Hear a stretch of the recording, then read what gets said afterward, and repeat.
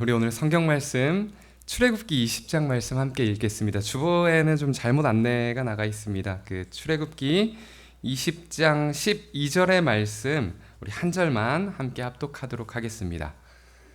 구약성경 112페이지입니다. 내 부모를 공경하라. 그리하면 내 하나님 여호와가 내게 준 땅에서 내 생명이 길리라. 아멘. 오늘 우리가 함께 읽은 본문은 십계명이라고 부르는 10가지 명령 속에 등장하는 말씀입니다. 너무 잘 알고 계시죠? 어린 시절 교회를 다니셨던 분들은 십계명을 외워서 선물이나 달란트를 받으셨던 분들도 계실 것 같고요. 성경 골든벨 이런 거 많이 했잖아요. 그렇죠? 교회에서 퀴즈 같은 걸 진행할 때 꼭 등장하는 문제 가운데 하나였던 것 같습니다. 그런데요, 많은 목사님과 선생님들 여러 가지 프로그램을 준비하는 분들이 이 십계명을 다양한 프로그램들을 통해서 우리에게 반복하고 외우게까지 했던 그 이유가 무엇일까요? 중요하기 때문입니다. 너무나도 중요한 말씀입니다.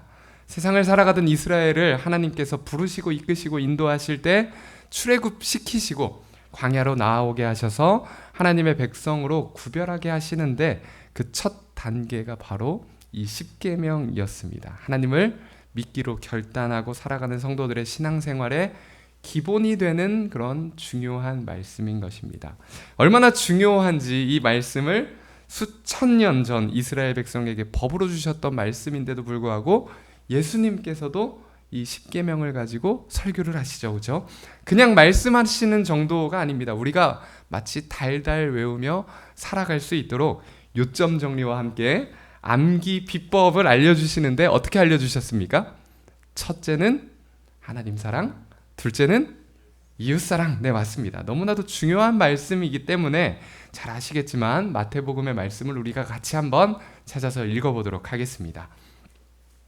마태복음 22장 37절부터 39절의 말씀을 먼저 우리 같이 읽어보도록 하겠습니다.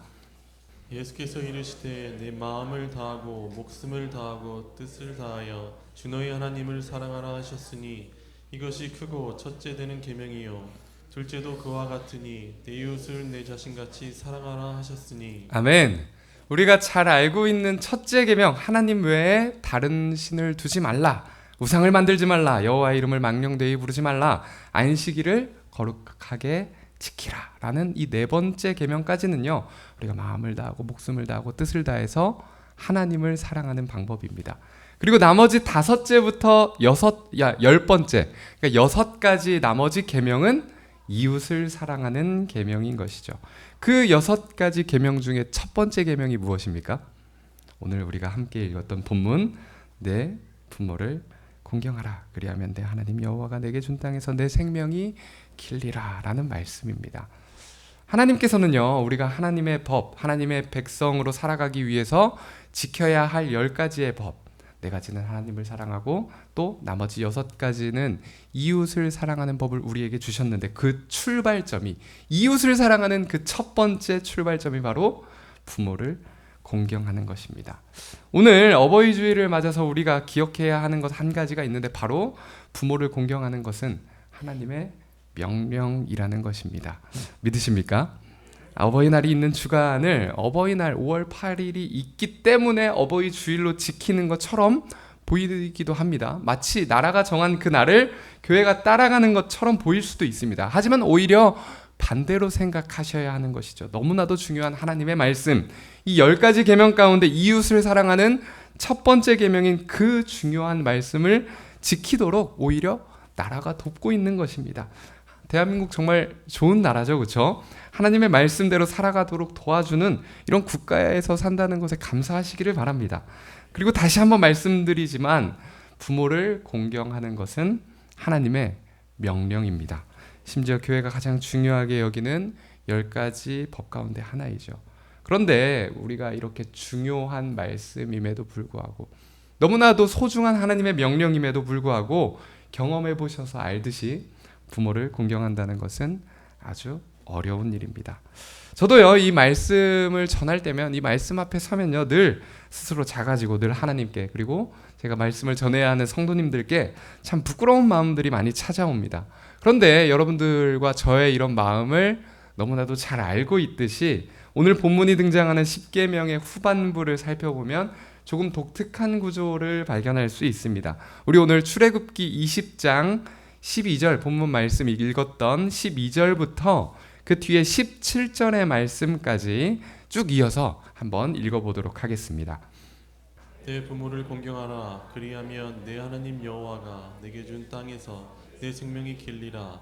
살인하지 말라. 간음하지 말라. 도둑질하지 말라. 내 이웃에 대하여 거짓 증거하지 말라. 내 이웃의 집을 탐내지 말라. 내 이웃의 아내나 그의 남종이나 그의 여종이나 그의 소나 그의 낙이나 물은 내 이웃의 소유를 탐내지 말라. 아멘. 본문의 말씀과 이 이후에 이어지는 나머지 계명들과 차이가 한 가지가 있습니다. 이미 알고 계시겠지만 13절부터 17절까지는 모두 하지 말라라는 금지 명령으로 이루어져 있습니다. 살인하지 말라, 간음하지 말라. 그런데 12절만 무엇이라고 되어 있죠? 부모를 공경하라. 그리고 다른 말씀에는 모두 명령만 존재합니다. 하지 마라, 하지 마라, 하지 마라. 그 이외에 명령 이외에 다른 수식어는 붙어 있지 않습니다. 단 하나의 조건도 존재하지 않죠.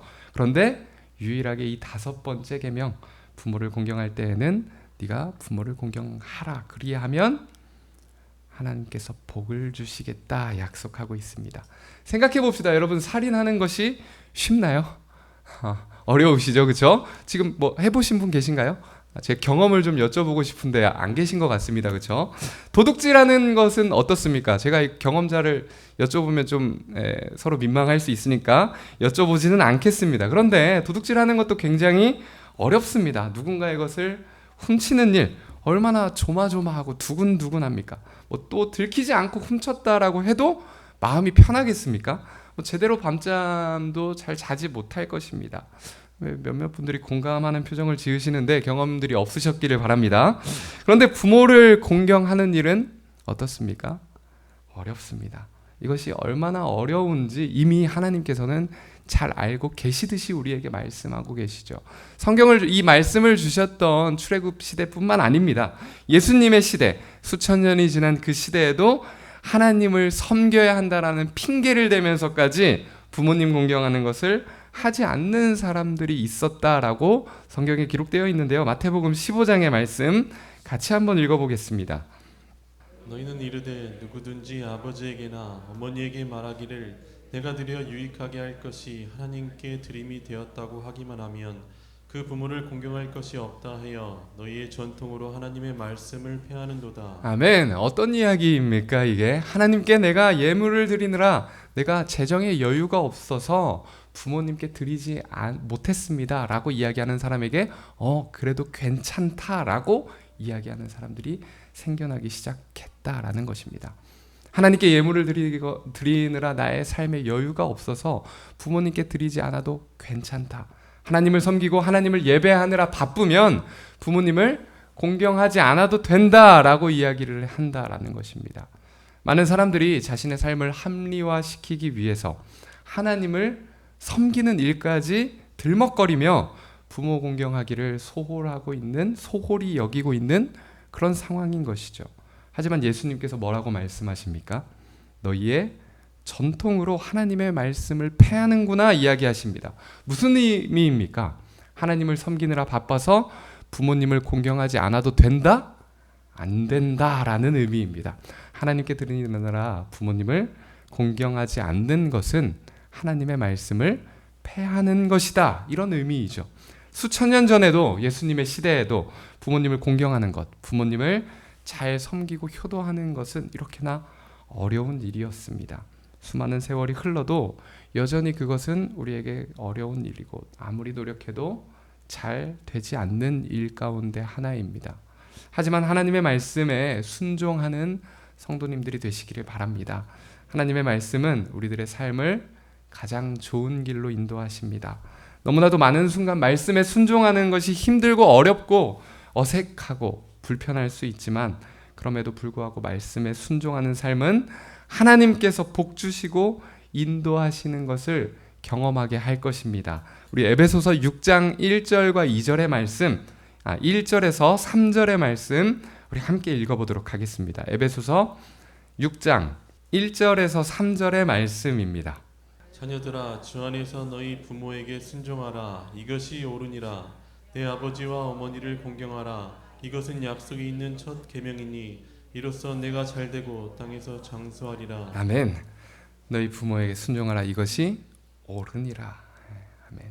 그리고 이것을 통해서 부모님을 공경하는 것을 통해서 내가 잘되고 땅에서 장수한다라고 말씀하십니다. 그런데요, 여러분들 잘 알고 계시듯이 하나님의 말씀에 순종하는 것도 다 때가 있습니다. 나의 일이 중요하고 나의 삶이 중요해서 바쁘고 정신이 없어서 하나님의 말씀에 순종하지 못하는 삶이 아니라 어떠한 상황 속에서도 말씀에 순종하여 하나님께서 주시는 모든 복을 받아 누리는 그런 저와 여러분들이 되시기를 간절히 축복합니다.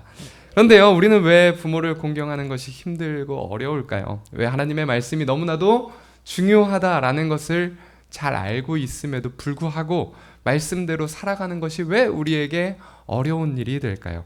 어쩌면 그 이유를 오늘 우리가 함께 읽은 본문을 통해서 알 수 있을 것 같습니다. 오늘 본문의 말씀 다시 한번 읽어보도록 합시다. 출애굽기 20장 12절의 말씀입니다. 내 부모를 공경하라. 그리하면 내 하나님 여호와가 내게 준 땅에서 내 생명이 길리라. 아멘. 이 그 신약에서 이야기하고 있는 복과 이 구약에서 하나님께서 원래 주셨던 복의 의미가 조금은 다릅니다. 신약은 우리가 어떤 상황 속에서도 이 땅 가운데서 복을 누리게 한다라는 의미로 보이지만 가장 먼저 이 말씀을 우리에게 주실 때 하나님께서 약속하신 복은 무엇이냐? 내 하나님 여호와가 내게 준 땅에서 내 생명이 길리라 라고 말씀하십니다. 이때 하나님의 말씀을 듣고 있는 이들의 상황을 생각해 보시면 좋을 것 같습니다. 지금 하나님의 말씀을 듣고 있는 이들은 어떤 이들입니까? 이제 막 이집트에서 나온 사람입니다. 그리고 광야를 계속해서 걸어가고 있는 여정 가운데 있는 사람들이죠. 그리고 그들의 여정은 어디를 향해 가고 있습니까? 하나님께서 주실 그 땅을 향해서 가고 있는 것입니다.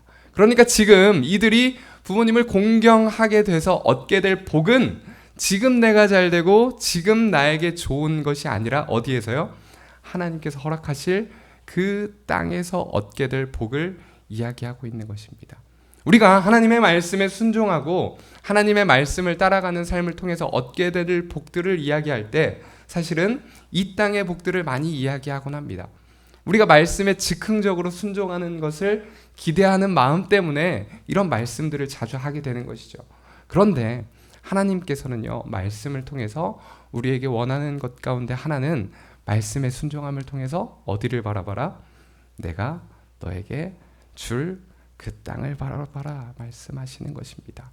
하나님께서 약속하시는 그 복은 지금 우리에게 허락하신 이 삶에서 주시는 복이 아니라 여호와가 내게 준 땅, 우리에게 약속하신 영원한 천국에서의 삶을 바라보게 하시는 것입니다.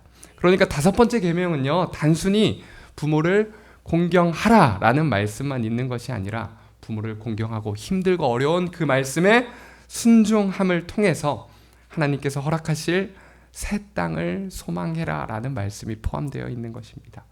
부모를 공경하라는 그 명령의 순종함을 통해서 우리는 우리가 지금 살아가고 있는 나의 현재를 바라보는 것이 아니라 하나님께서 허락하실 그 영원한 나라를 바라보게 되는 것이죠.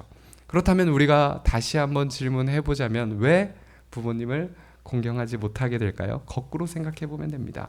삶이 바빠서, 지금 내가 살아가고 있는 내 삶이 중요해서 이 땅만 바라보고 있기 때문에 말씀이 보이지 않는 것입니다.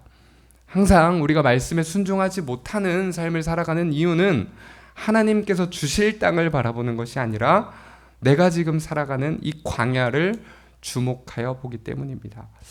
너무 부끄럽지만 저도 역시 말씀을 준비하며 돌아보면 늘 매년 여전히 크게 달라지지 않는 것 같습니다. 부모님을 잘 섬기지 못하고 공경하지 못했던 그 이유들은 제 성격이나 성향 때문이 아니라 늘 내 앞에 있는 이 땅에 대한 걱정과 염려들 때문이었습니다. 오늘 해야 하는 일이 너무나도 바빠서 지금 내 앞에 있는 내 생활의 문제, 지금 나에게 찾아온 여러 가지 문제들을 해결하느라 하나님의 말씀을 지키며 살아갈 그럴 여유가 없었던 것이죠. 마태복음에는 어떤 사람까지 등장했습니까? 하나님을 섬기느라 바빠서, 아니 정확하게는 하나님을 섬긴다는 명분 아래에 이 땅의 일들을 하느라 바빠서 부모를 공경하는 말씀에 순종할 수 없다라는 사람들까지 나오게 된 것이죠. 하지만 하나님은 지금 내가 바쁘고 힘겹고 어렵지만 부모를 섬기고 공경함을 통해서 내 눈앞에 있는 것이 아니라 하나님의 말씀을 통해서 우리가 영원한 나라를 바라보길 원하고 계신 것입니다. 우리의 삶이 이 땅뿐 아니라 하나님께서 허락하실 축복의 땅이 있으며 그 영원한 나라를 바라보도록 훈련시키시고 우리 눈에 보이는 부모님을 공경함을 통해서 보이지 않는 하나님을 공경함을, 경외함을 훈련시키는 것이십니다. 동일한 원리가요, 요한일서 4장 20절에 나오고 있는데요. 우리 같이 말씀을 찾아서 읽어보도록 합시다. 신약성경 요한일서 4장 20절의 말씀 같이 읽어보도록 합시다. 누구든지 하나님을 사랑하노라 하고 그 형제를 미워하면 이는 거짓말하는 자니 보는 바 그 형제를 사랑하지 아니하는 자는 보지 못하는 바 하나님을 사랑할 수 없느니라. 아멘. 이웃을 사랑하는 모든 말씀도 마찬가지입니다. 살인하지 말라, 간음하지 말라, 도둑질하지 말라, 거짓 증거하지 말고 이웃의 것을 탐하지 말라는 하나님의 말씀에 순종하며 결국 하나님을 사랑하는 연습을 우리가 해가는 것입니다. 우리에게 맡겨주신 사명을 등한시 여기고 예배하고 기도하는 것을 원하는 분이 아니시다라는 것입니다. 하나님은 우리에게 맡겨진 일, 우리에게 허락하신 일들을 소홀히 여기지 않고 우리에게 보내주신 형제자매를 사랑할 때 하나님을 사랑하는 것이 증명된다라고 말씀하십니다. 우리는 오직 하나님의 말씀대로 부모를 공경하고 이웃을 사랑하는 삶을 살게 되기를 축복합니다. 우리 눈에 보이는 이웃을 사랑함을 통해서 우리가 하나님을 얼마나 사랑하는지 증명하고 그 말씀의 순종함을 통해서 우리가 살아가는 이 땅이 전부가 아니다. 우리는 하나님께서 허락하실 영원한 나라를 바라본다 고백하는 그런 성도님들이 되시기를 축복합니다. 때로는 우리가 살아가는 이 땅의 염려가 우리의 앞을 가로막고 또 때로는 이 세상의 유혹이 우리의 시선을 빼앗으려 할지라도 끝까지 변함없는 진리를 품고 하나님께서 우리에게 허락하실 땅, 그 영원한 유업을 소망하며 살아가는 저와 여러분들 되시기를 간절히 축복합니다.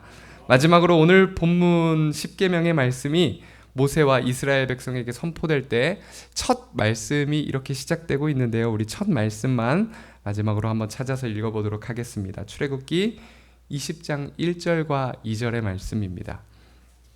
하나님이 이 모든 말씀으로 말씀하여 이르시되 나는 너를 애굽 땅 종되었던 집에서 인도하여 낸 내 하나님 여호와니라.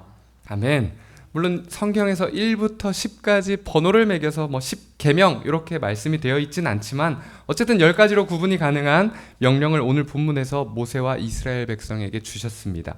그런데 말씀을 선포하시기 전 그 바로 직전에 뭐라고 이야기를 하고 계십니까? 나는 너를 애굽 땅 종되었던 집에서 인도하여 낸 하나님 여호와니라. 바로 지금 이스라엘 백성에게 10계명이 선포될 수 있는 이유, 오직 애굽의 바로의 말이 법이었던 그들이 이제는 국가를 이루고 자신들만의 법을 이야기할 수 있게 된 것이 누구 때문인지 기억해라 라고 말씀하고 계시는 것입니다. 기억해라. 지금 네가 이 자리에서 말씀을 들을 수 있는 그 이유는 내가 너를 애굽에서 이적과 기사를 통해서 나오게 했기 때문이다. 이제 이집트를 탈출하고 다시는 그들이 쫓아올 수 없는 곳까지 도망왔으니 진정한 자유를 누리며 행복한 마음에 부풀어서 그렇게 앞으로 살아갈 것들에 대해서만 이야기하고 비전을 바라고 천국과 같은 삶을 어떻게 이룰지 이야기하는 것, 그것도 중요하다. 그런데 그것보다 먼저 해야 할 것이 있다. 무엇입니까? 그것이 바로 이 자리까지 우리가 온 것이 우리의 능력이 아니라 나의 힘이 아니라 하나님의 손길과 하나님의 은혜 때문이었다라는 것을 기억하라라는 말씀입니다. 10계명의 말씀을 통해서 우리가 영원한 나라를 바라보아야 하는데 부모를 공경함을 통해서 우리에게 지금 허락하신 땅뿐만 아니라 우리에게 허락하실 영원한 유업을 바라보아야 하는데 그 말씀이 선포되기 전 우리가 정말 중요한 것이 바로 과거의 시간을 통해서 우리에게 주셨던 은혜를 기억하는 것입니다. 저는요, 저의 믿음이 지금 물론 목사로서 살아가는 저의 모습들이 충분하진 않지만 그럼에도 불구하고 지금의 저의 모습이 저의 공로라고 생각하지 않습니다. 한참 부족한 목사이지만 그럼에도 불구하고 여기까지 온 저의 모습이 제가 태어나기 이전부터 이미 저를 위해서 열심히 기도해 주셨던 부모님, 그리고 아무것도 모르던 그런 신학생 전도사 시절에 그 미숙한 저를 품어주시고 응원해 주시고 격려해 주셨던 그 성도님들, 하나님께서 수많은 사람들의 손길을 통해서 여기까지 그래도 이 정도라도 만들어 주신 것에, 이끌어 주신 것에 얼마나 감사하고 감격한 삶을 살아가는지 참 모르실 것입니다. 제가 늘 말씀을 드리는 것 가운데 하나가, 우리가 이런 은혜들을 생각할 때 오늘 우리가 이 예배를 드릴 수 있는 것이 누구의 은혜 때문인지 늘 기억하는 것이 중요하다라고 말씀드리지 않습니까? 우리가 지금 이렇게 예배하는 것, 지금의 한국교회가 있기까지 얼마나 많은 기도가 있었고 또 얼마나 많은 희생이 있었는지, 또 수많은 핍박 가운데에도 불구하고 끝까지 목숨을 걸고 생명을 걸고 지켜낸 신앙의 선배들이 있었기 때문에 지금의 한국교회가 있는 것입니다. 오늘 우리가 함께 모여서 예배할 수 있는 것 또한 정말로 많은 분들의 기도와 희생이 있었기 때문인 것이죠. 작년에도 제가 비슷한 말씀을 드렸는데, 우리가 이 부모를 공경하라는 말씀을 통해서 지금 우리들이 새로운 나라를 꿈꿀 수 있는 것은, 우리들의 삶이 아름답게 피어난 것은 아름다운 청춘을 바쳐서 기꺼이 걸음이 되어 주신 그런 부모님들의 삶이 있었기 때문이다라는 이야기들을 했었습니다. 과거의 은혜를 소홀히 여기지 않고 늘 기억하며 소중히 여기는 사람들은요, 지금 나에게 주어진 것이 얼마나 아름다운 것인지 매일매일 알고 느끼게 될 것입니다. 아마 많은 순간 고민들이 있으셨을 것입니다. 이미 부모님이 계시지 않는 분들은 부모님을 공경하는 마음으로 살아가는 것이 어렵지 않습니까? 그런 분들은 내가 이제 좋은 부모가 되기 위해서 어떤 일들을 해야 할지 고민하셔야 합니다. 과연 내가 이렇게까지 예배해야 하는 것인가? 내가 이렇게까지 기도의 자리를 지켜야 하는 것인가? 또 때로는 이렇게 지켜낸 예배와 기도의 자리를 후회하는 마음들도 가끔은 찾아올 수도 있습니다. 하지만 분명한 사실은요, 그 시간들이 있었기 때문에 오늘 우리는 이곳에서 예배를 드릴 수 있는 것입니다. 오늘 우리의 예배가 있기까지 우리에게 허락된 은혜를 잊지 않는 성도들이 되고, 또 그 은혜가 우리 세대에서 끝나지 않도록 끝까지 예배를 포기하지 않는 그런 저와 여러분들이 되시기를 바랍니다. 하나님의 말씀이 우리들의 삶에 그 무엇보다 소중하다라는 것을 기억하며 말씀에 순종함으로 하나님께서 허락하실 그 땅에서 영원한 삶을 살아가기를, 영원한 나라를 꿈꾸며 살아가는 저와 여러분들이 되시기를 간절히 축복합니다. 우리 이 시간 그 마음으로 같이 찬양하고 기도하는 시간 갖겠습니다.